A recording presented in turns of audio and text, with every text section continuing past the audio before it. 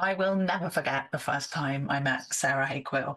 We had both arrived at the Badruthan Hotel in Cornwall to begin a week of training to become certified blue health coaches. I had completely overthought what I was wearing. It's quite a fancy hotel, but it's also right on the beach. And I knew we were going to be spending a lot of time in and out of the water and on the beach. And so I had assembled some, I don't know what concoction of an outfit, topped off with a trench coat, because that's smart, right? And Sarah walked in wearing leggings and a massive tie-dye hoodie and matching tie-dye socks. And I was just like, oh my God, I love your outfit. And her response was, come as you are, innit? And I just thought, I'm going to like this girl. We're going to get on. We have had Juliet Bennett on the podcast, who is the other person I qualified with. So I had to get Sarah on as well. And she is doing the most amazing work. I'm really inspired by the journey she's been on since qualifying. And this was just the best conversation. I'm really looking forward to you getting in on the sort of chat Sarah and I have all the time. Enjoy. Sarah, thank you so much for joining me on the podcast. Would you like to start by introducing yourself and telling listeners a little bit about what you do?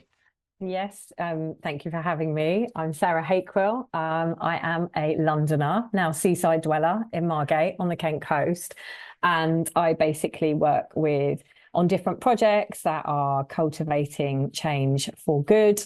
I'm a blue health coach. I'm also a carbon literacy trainer as well. So everything is really geared towards driving positive change for people, all people, and the planet.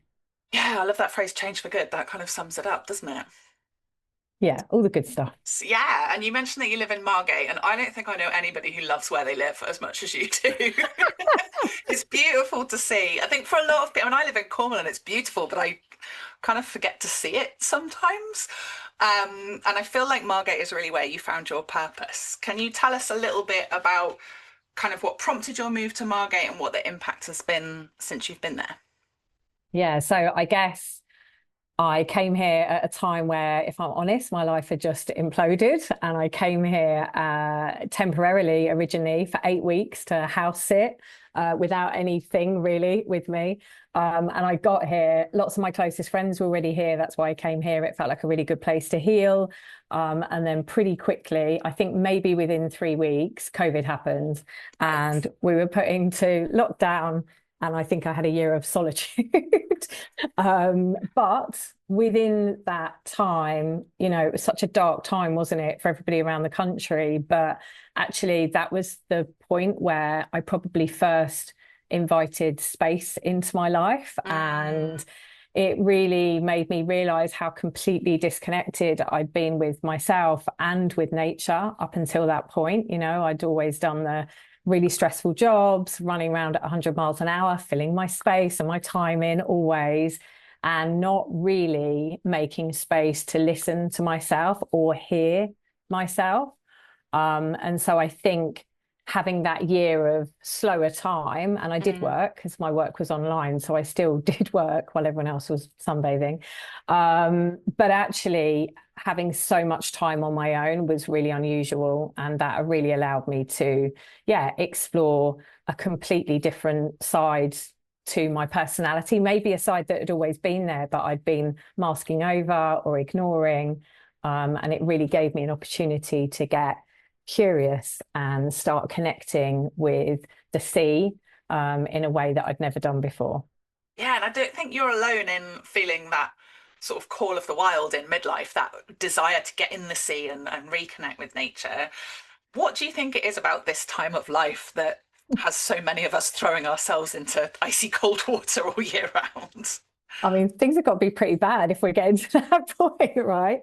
No, I just think that you reach this midpoint in life. And I mean, again, what age are we putting on midlife? But I'm 50 now. And I guess at the time where I arrived here in Margate, I was 45.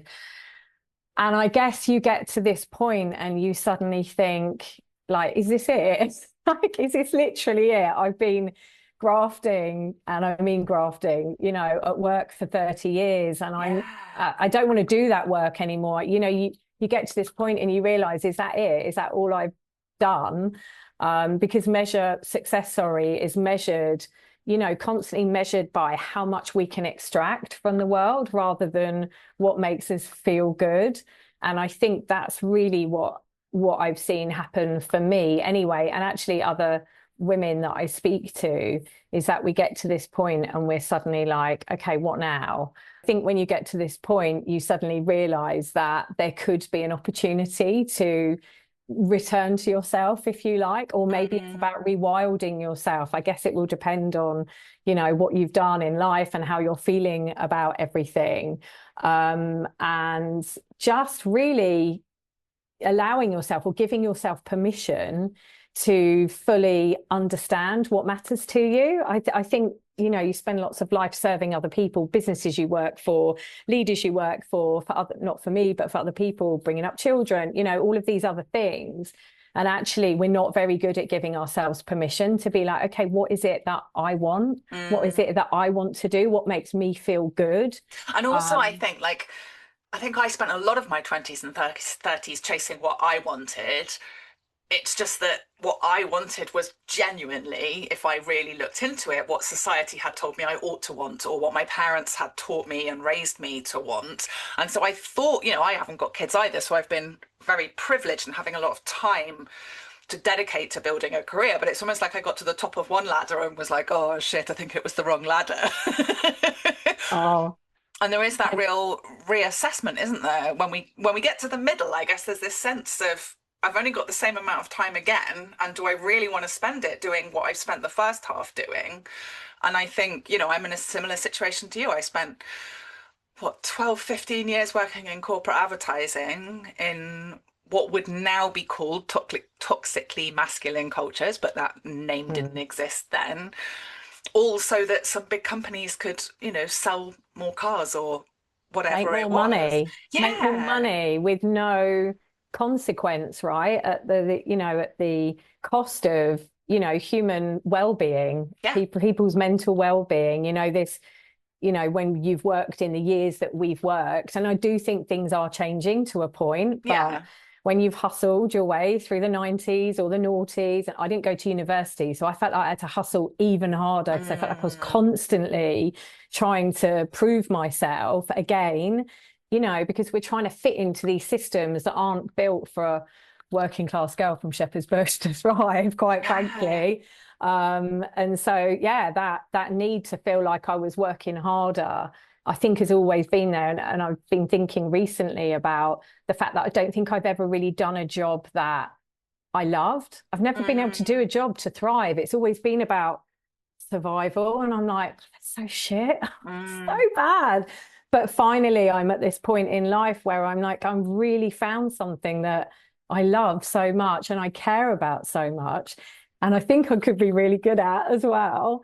And so that, for the first time ever, it's like, if I can make this work, this new world that I'm in, if I can make that work, that's something that I'll be doing that will enable me to thrive, and more importantly, help other people to thrive, other people I work with, the community that I live in, that's really where it's coming from. But again, like you, a lot of what I was chasing was external validation. Yes. And I think that's a good term for it, isn't it? It's that external validation versus the genuine internal, what makes me happy, what matters to me, what are my values, kind of those sorts of questions. And in my experience, like being able to do that in nature, like in blue spaces for me, because I live by the sea, but actually being able to do that together with nature is the most powerful thing. I think there's no hiding from the North Sea in January. You're going to see the most stripped back and raw version of yourself that will ever exist. The real version, the one before, what I always talk about, before the world got its hands on you. But really what I mean is before the modern world got its hands on you and kind of told you had to be something other than what you truly feel like you're here to be. Yeah, I mean, to be fair, I got in that North Sea with you in, was it May? Oh my God, it's a lot colder than Cornwall, let's just put it that way. That's so weird, because you're on the Atlantic, so I always feel like you've got it pretty cold there, but There was a lot of swearing and a lot of fast breathing before I eventually found my stride. Yeah, Sarah it was was just good. swimming along next to me going, breathe, breathe, breathe, Breathe, move and breathe, move and move and breathe, breathe. and look at the sky. Oh my God, it was cold. Anyway, my slightly babyish attitude to cold water aside, I'm a bit spoiled down here. You've come up with a word or a concept for your work, which is naturehood.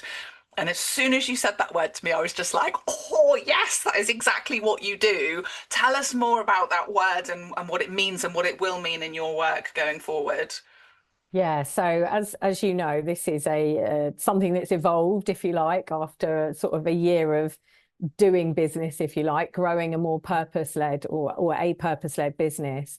And really what I kept thinking about was my experience working with a B Corp, so working with a business and you know, a brilliant agency, but quite a small agency in terms of employee size, and really watching the journey and being part of the journey that we went on from, I guess, being profit driven to purpose driven, and really looking at how much that business was able to do and the changes that they went through to have a much more positive impact on communities and nature spaces or the planet, you know, however you Mm. want to describe it. But ultimately, you know, when we talk sort of more lofty words like planet, you know, what does that actually mean for people? Really, let's get down to basics. We want to look after the communities that we're based in, the communities that we might get to work alongside, but actually to protect the spaces that we're literally surrounded by day to day just felt so powerful. And so I've really been playing with this concept of, you know, what if we were creating naturehoods where, you know, businesses and community and nature just thrive together. Like we almost create a blueprint, literally a blueprint, that would enable, you know, any town or community to pick up this, you know, framework and have some really good ideas of how they can work better together. So, you know, it's a pretty big idea. I don't have it all formulated yet, but the end result, you know, what I would love to see from it, I think I'm really, really clear on just this idea that we're not taking from each other, and the idea that we just simply, you know, take care of each other better and take Yeah. care of our nature spaces better. Yeah. And we don't see ourselves as, you know, a profit making business or a community group. It's like, how do we get these people communicating and working together and supporting one Yeah. another, because there are some beautiful synergies to be found there.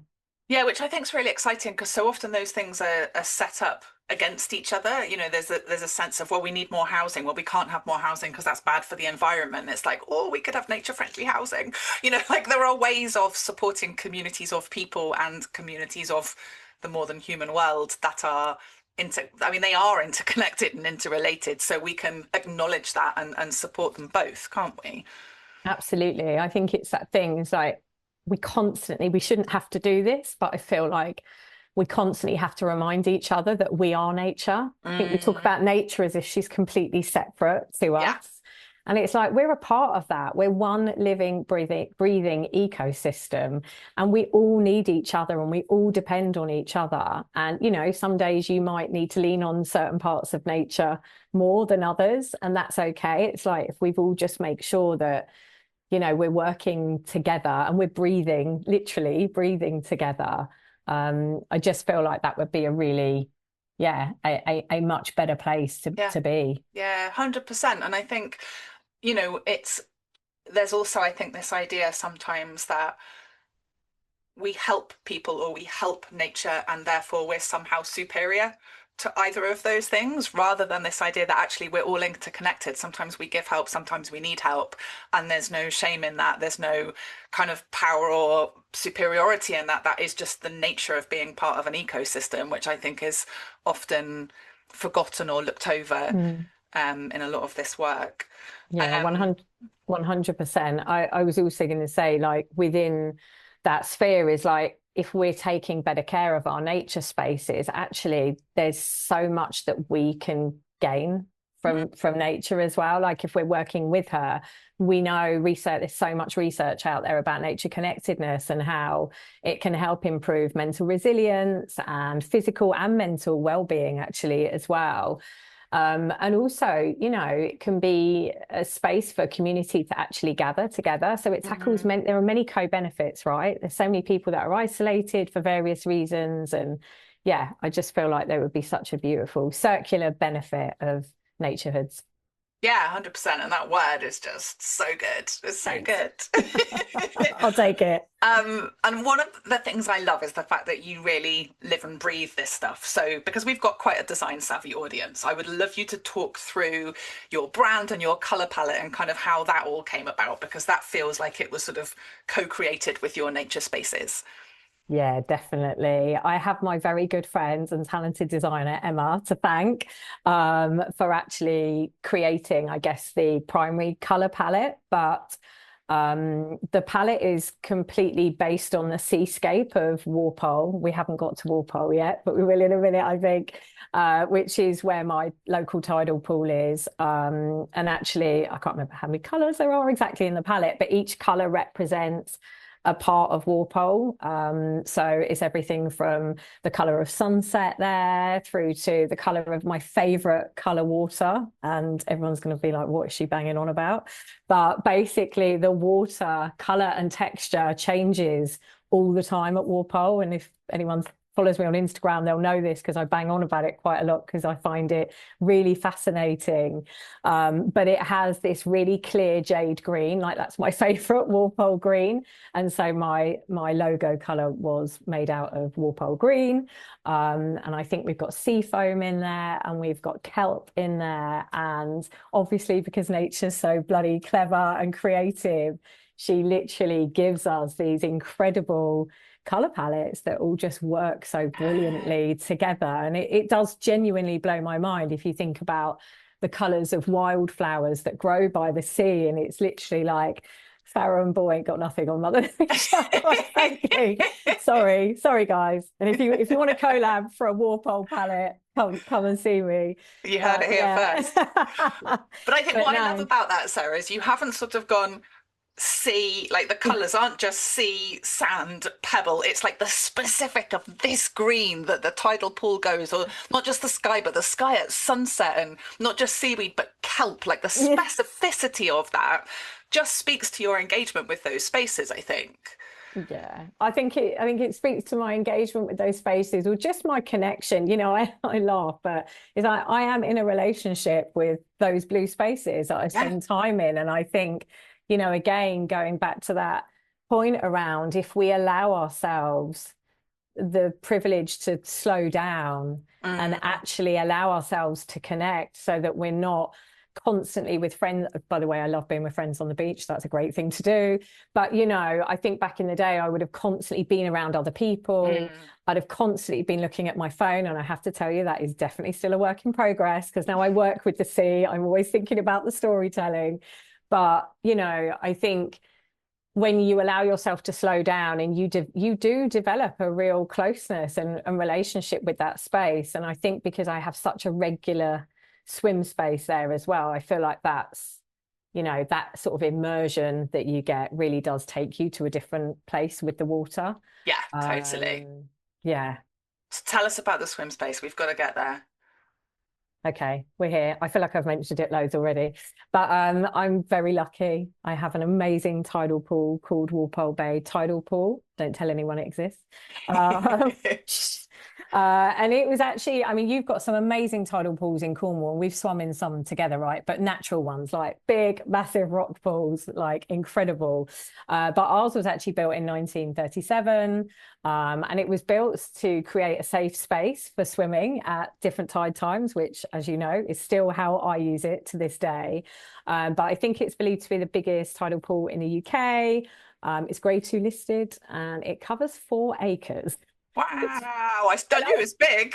When I say it like that, I'm like, wow, I swim quite far. I don't really think about it in that way, but it is such a vast space, and some very clever people that use drone photography have taken some wonderful, wonderful images of it. And it's really incredible to see this, like the bird's eye view of the space is the only time where I go, holy shit, that's massive. Yeah. But when I'm in there, I mean, it's definitely bigger than the Jubilee pool, which is the tidal pool I swim in. Is that at Plymouth? Penzance, Tinside is the one in Penzance. Plymouth. Yeah. Yeah. But I feel like, I love being in the big sea, as I call it. I love swimming in the big sea as well. But what the big sea doesn't allow for is for me to really relax and let go, because I think I'm not knowledgeable enough. Like, I don't feel safe enough ever. I mean, on a really calm day in a bay, if I'm swimming across, that's one thing. But I think I'm constantly thinking about safety if I'm in the big sea. And what those four walls, actually three walls, because there isn't one on the shoreline, what those walls allow you to do is really go to a completely different universe. Yeah. Like, I talk about it as moving meditation, like, is the best way to describe it. I'm not there for time or distance. And of course I do talk about that, of course I do, because I think it's just natural. But it is really one of the few places, if not the only place, where it allows my neurodivergent brain to just power down. Yeah. And if I'm facing the water, and I actually put my goggles on and I've got earplugs that are molded to my ears, which are amazing, not only because Walpole is the windiest place on earth, especially in the winter, but they shut out all noise apart from the sound of the water, which, because the water's contacting your skin. Yeah. So it's just you and your face under the water, maybe some jellyfish friends in the summer.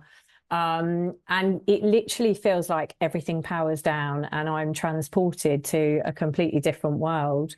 And that just is such a beautiful place for what is normally quite a chaotic and busy brain, Yeah. Yeah, 100%. I think the impact of cold water swimming on neurodivergent brains is a special and magical thing. It really is. And that's It really sort of how, is. I talk about it as like an alternative universe. It is. It's like I go into a water wonderland would be a Yeah. brilliant way to describe it. And also the other thing I love about swimming at the tidal pool, being at the tidal pool, is there's just this amazing community there, and you do get that if you're swimming off the beach, but especially outside of sort of peak season as well, because then you've got like, look, generally it's locals and we all know each other, don't know each other really well, but everyone exchanges something, and like strangers will talk to you. You don't get that in many other places in life where people are really open and feel really open to talk to a complete stranger, but you share this love of cold water and the community, especially on the colder days. Everyone's really cheering each other on for getting in. And I swim alone a lot. My preference is to be in there on my own mainly. Sorry, miserable. But just because of the meditation piece that I've spoken about. But I know all the different swim groups that get in. And there's something really beautiful about a sense of community at the tidal pool as well. Quite magic. Yeah, definitely. And I think one of the ways in which you talk about your work is consulting for purpose. And that was a term that came to you as you were swimming. Do you think it's kind of also, kind of what does it do to your brain in terms of helping you find those little red threads or blue threads, we should probably call them in this context? Yeah, I think, we know, because there's so much research out there now, that our mind state actually shifts when we're in and around water. And so for me, being in cold, salty water kind of provides, like I've said already, my noisy brain, it just takes me to a completely different place. Yeah. And so when I've got real calmness going on, and I'm not on this constant hurry up driver, which is definitely my default, that just makes space for ideas to emerge. And that's not just a me thing, right? I've read so many other stories and talked to other people, and it makes perfect sense. The world that I have worked in for 20 years is like business transformation and culture change. And, with the culture change piece, I work a lot with psychologists. And if I was taking a business in or introducing a new business or co-creating a new business culture with an organization, with its employees, often we'll create, spaces for listening, and we think about how we create those spaces within an organization's building. And we're talking literal spaces here, and we're talking spaces. So we're talking, I mean, obviously in this time they might not be so literal because the workplace has changed so much, but it was this idea that if you created a different space that would allow people to be more open to trying new things, thinking about newness, and like it's exactly that. It's a space that allows new ideas to emerge, and almost allows you to find room for listening to yourself again. And that for me is when that magic happens. That's when those creative ideas start to pop. And kind of, we know, don't we, that neurobiologically, when you come out of your sort of fight or flight, your sympathetic nervous system state, and come down into parasympathetic, rest or digest, they call it, don't they? You are able to access the creative parts of your brain better, and you're more open to new ideas and new ways of thinking. So there's a ton of science that backs all of this stuff up. But I think, as you say, we've also all experienced it. You've been sat at your desk, can't figure something out, think, fuck this, I'm going for a walk. And then halfway around your walk, when you're thinking about something else entirely, the answer just drops into your head, doesn't it? It's really interesting. And it's the same, we talk about everyone getting their best ideas in the shower. Yeah. Exactly the same principle. That is, blue mind in action, ultimately. I never thought of that being a blue space, but you're right. Yeah, well, it is, and we know, I know we've talked about blue space a little bit, and, my preference obviously will always be the sea, but blue space is any body of water, natural or otherwise. And so, yeah, the idea that, and even like if you think about, we've talked about the calm state, everyone thinks about, oh, I need to relax, I'm going to go and have a bath. It's the same thing. I don't have a bath. The tidal pool's my bath. I've only got a shower here. But it's just that idea that we go to a different mind state. Our mind state shifts when we're in and around water. Yeah. And this magic comes out of that. Yeah, and I think, forest bathing has had its kind of moment in the sun recently, but I know for you that blue spaces are kind of more powerful than green spaces. And of course, there is blue in green, there is water in every living thing. There are rivers, usually through forests, there's rain, all those sorts of things. But what is it that's particularly special to you about coastal spaces? I think, and don't get me wrong, I love a tree. I love a forest. I think that it's proven again through research that blue spaces just kind of take the edge a little bit when it comes to well-being. And, again, thinking about like my personal experience, I think the sounds in blue spaces are so epic. And don't get me wrong, again, I love the sound of trees rustling. There's many things that I would take from green spaces as well. But when you're standing face on and you've got the North Sea roaring at you, there's an energy that comes from that, on a day, if I'm feeling a bit, in fact, I was this morning actually, feeling a bit there, I was like, I need to go out for a walk. It was high tide. She's roaring out there today. And so actually just being able to stop and breathe with the water and almost breathe in that energy, it just gives you such an instant boost. And then I think from a seascape perspective, the endless possibilities that I don't know, the endless possibilities that feel accessible because you're looking at a never-ending horizon. There's something about the expanse of a horizon or a really long beach, especially when there's no one on it and it's quiet. And you can, in the winter months, everyone's like, oh, do you really do blue health coaching in the winter? And I'm like, I actually love it in the winter because you get this really different energy from blue spaces in the winter, and I think you can really play with that. And so that's why I would probably. And I think it was you that told me this. I think that there's also a difference in terms of the accessibility for different social demographic groups. Yes. Now I've got to try and remember the fact because it was quite a long time ago, but it's proven that it's the most socially leveling of all the nature spaces. That's it. That was it. Yeah, so I can't remember the research paper. I've got a feeling it was maybe by the University of Exeter, possibly.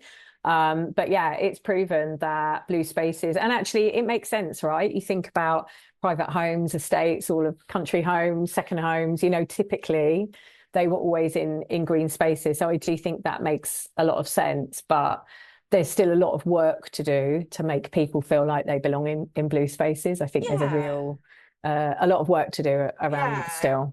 And obviously, there are people who live in cities who can't get to the coast, for whom their local park is going to be the closest thing they can get to a blue or a green space. And I don't want to invalidate that for a moment. Like all No. natural spaces, even if it's a balcony, a view of the sky, they're all important. They're all good for you. But yeah, I will pop a link to that research in the show notes because it was quite interesting in terms of the fact that the people who are accessing kind of mountains and moors and forests tend to be more middle and upper class, whereas the people who are accessing coastal areas tend to be right across the class spectrum, and people feel more welcome on beaches than they do in some of those other green spaces. So yeah, I think it's really Mm. important for the work that you're doing, that's sort of bringing whole communities together, that it's in Mm. spaces where those whole communities feel welcome.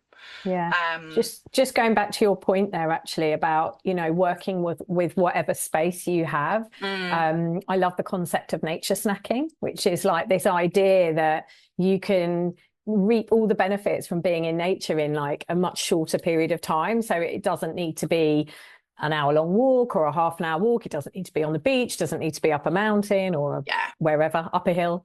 But actually that there are moments in every day that you can nature snack, and it could be something as simple as like I do it all the time. I don't have a garden here, but I've got the beach, so I can't moan. And there's a neighbour down the road who their rose bush overhangs onto the pavement, and I smell their rose every time I walk past. yeah, I have a smell of that rose, and there's something so beautiful because you're awakening different senses, right? Straight yeah, away. Like sea air kind of smells like sea air a lot of the time, but I forget how much joy that you can take just from like a really quick nature snack like that, yeah, or getting your toes out in the grass and just wriggling your toes in the grass in the garden, or wherever it happens to be, the local park. yeah. And And I so think yeah. there's research to show that even like houseplants is another one, like spending a Mm, moment just watering and caring for your houseplants. But I think there's research, and again, I'll see if I can find it, to show that even photographs of natural spaces framed up and up on your wall have that. Obviously, it's not, quite the same thing as getting in the mm. North Sea, but they do have a beneficial impact. So yeah, I love that term, nature snacking. I'm going to Yeah, remember nature that snacks, one. sea snacks. I'm Yeah, here for a sea snack. here I for a also sea love a snack. crisp as well. I like a salty snack too. The other kind of salty All the snack. snacks. But yeah, what we're saying is it doesn't have to be, you don't have to pack up all your belongings and move to Margate. You could just get a house plant, smell a rose, Yeah, and I mean, spend an extra couple of minutes enjoying your shower in the morning. it sounds so simple, but it genuinely does make a difference. It's just creating that connection with Yeah, nature, with yeah, whatever nature you've got at your fingertips, yeah. or And I think there's also like a virtuous circle when you take a moment to do those things, is we think we haven't got time and we feel so busy and so harassed. But by taking those tiny little moments of time, we put spaciousness into our days, and then we feel like we've got more time, and then we can make more time. And it's like this lovely virtuous circle of kind of just putting a bit of space back into our days. And as you said earlier, that can then help to kind of bring you back to what it is you really want and need yeah, inside. there's a grounding, like it's such a grounding experience, or an earthing experience, which I really love that term. Yeah. But just creating those moments of grounding, and I often put in stories on Instagram, strolling, not scrolling, but also I'll often share something that's quite nature connected. It will often be someone else's content a lot of the time, but it's just that reminder that if you do get caught up in the doom scroll at any point, when you're meant to be resting from your laptop and suddenly you're on Yeah. your phone scrolling, that actually you're having a moment with nature, and the virtual benefits of Blue Mind still count as well. So Yeah. even if you're looking at it on a screen, not so ideal, but it does still provide a benefit that way. Yeah, definitely. You mentioned Blue Health Coaching, I and did. we qualified as Blue Health Coaches together We back did. in September, October of last year. Um, what has Blue Health Coaching brought to your work and your approach? How has it kind of changed the way that you do things? Well, I'm not using it as much as I would like to just yet.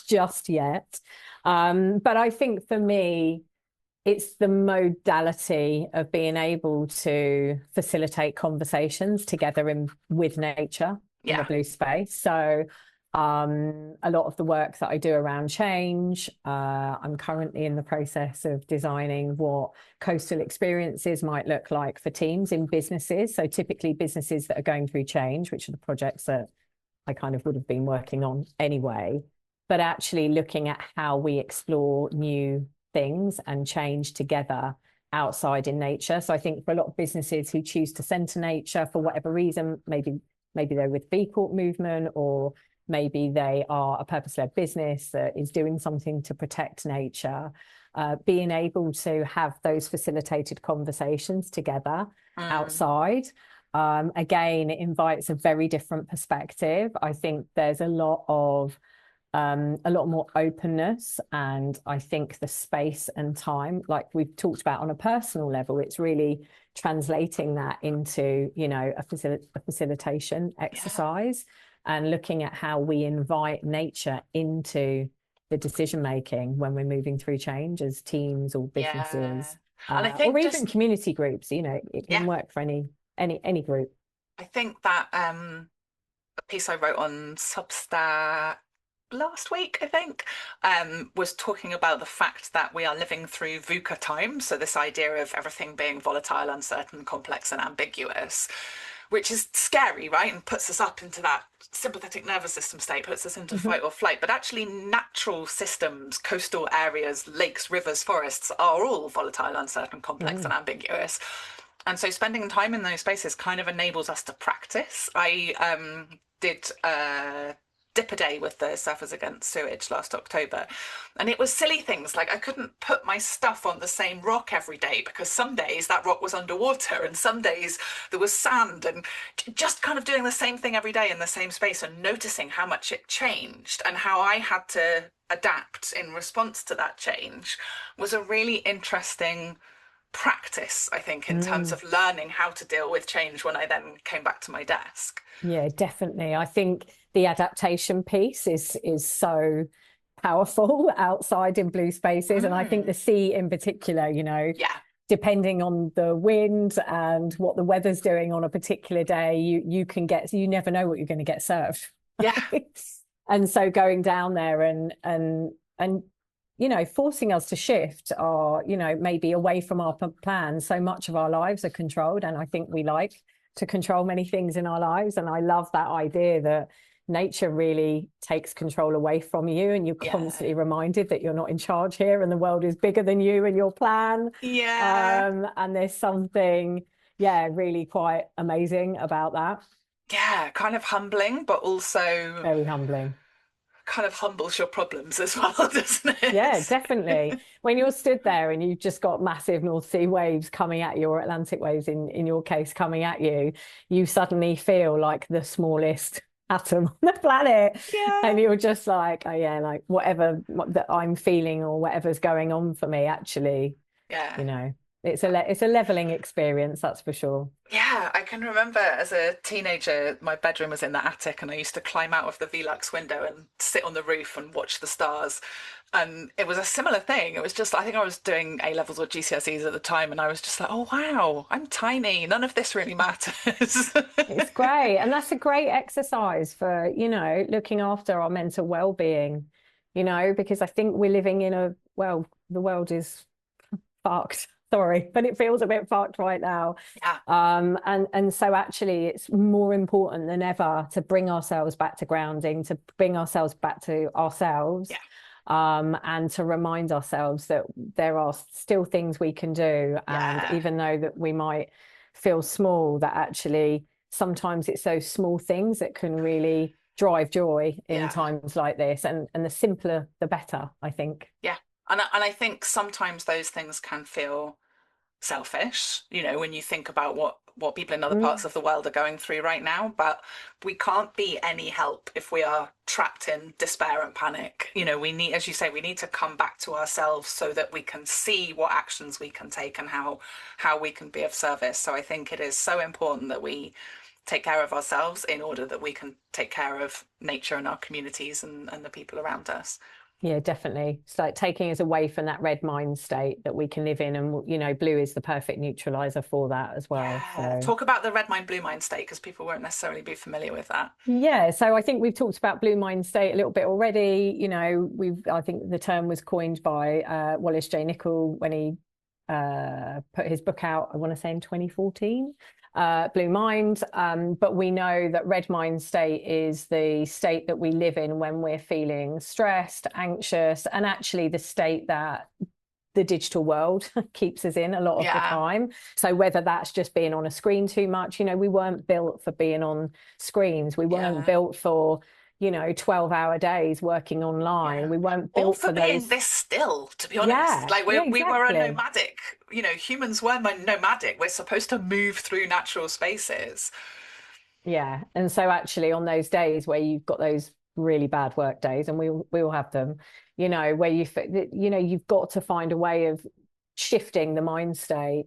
And so yeah, blue is proven to be like the perfect tonic for Mm, doing that. And like I said, if you don't live by the sea, and lots of people don't, just finding the water space that works for you. And it could be getting in the bath, it yeah. could be having a shower, or going for a walk by the river or the lake or the pond.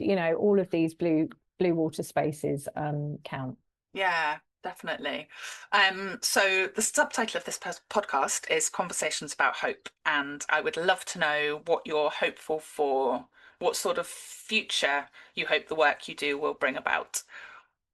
Well, I think that the naturehood piece is really my vision for the future. It was interesting. I kind of came up with a concept, but actually I'd written it as part of a bio. One of my clients that I work for, they said, "What's your wish for the future?" And I'd almost written that word for word.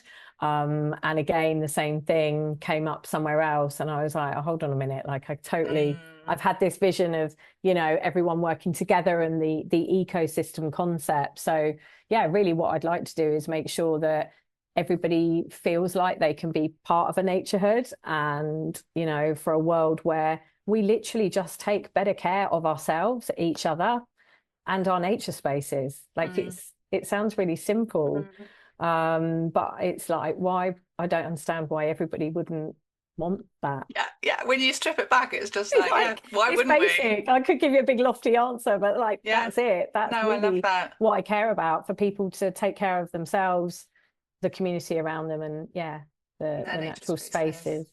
And how do you come back to that hope when you're having a bad day? When you mentioned you woke up this morning in a bit of a funk. How do you hold on to that hope when the world is trying to knock it out of you? Yeah, so I mean, no surprise. Like, getting in the sea is usually the answer to everything. Yeah, it's definitely the most nourishing reset I found yet. And then on the really busy days when I maybe don't have the time, and there are still days where I suddenly have to be working very early and very late. Again, if I can't get in the water, being near the water, or thinking about that nature snack concept. Yeah. I think one of the things that I try to do every day is I try to start the day or find my beginner's mind every single day. And it's Mm. that concept that you're seeing everything for the first time. So you joked earlier and were like, don't think anyone loves where they live as much as you do. But it's because I try and apply that every single day. And life is shit at times. There's no getting away from it. I'm not going to tell you that my life's perfect and everything's dreamy all the time, because that's just not life. But actually finding it within yourself to find some grounding in nature and find some magic every day, whatever that magic could be. Something so simple and so Mhm. small. Like sometimes for me it's like watching some beautiful grasses swaying in the wind. Yeah. Like I literally can have the most fun watching that. Yeah. And so yeah, And it's you just do, like I've walked through Margate with you and you're like, oh my God, look at the sparkles on the water. Oh my God, look at the colour of that green slimy seaweed. Oh my God. And it's the most exhilarating thing to be around, because I think so often when you're talking to somebody, your mind is in that conversation. You're not really connected, but I think you mm, are very good at noticing the glimmers. yeah, and I think, the glimmers, I've had to notice the glimmers, like there's a bit of self-preservation in there. Mm, But again, it's that because I've given myself permission to slow things down a little bit, is like I've developed the art of noticing. I feel like I'm the queen of noticing right now. I think I have my neurodivergent brain to thank for this also. Yeah. But, you know, I am obsessed by color, texture, light. There's a light around the sea that I've just never seen before. The color of the sky at night, that it never goes black. It's this inky blue. And, you know, there's just something so bloody incredible about that. And we get to share it. We get to live that every day. So on the Lucky. really rubbish days, it's like, where's the magic today? Go find the magic. What a beautiful note to leave it on. Thank you so much, Sarah. You're so welcome. Thank you for having me. That was so good. That was so good. Was it? You're I felt amazing. like such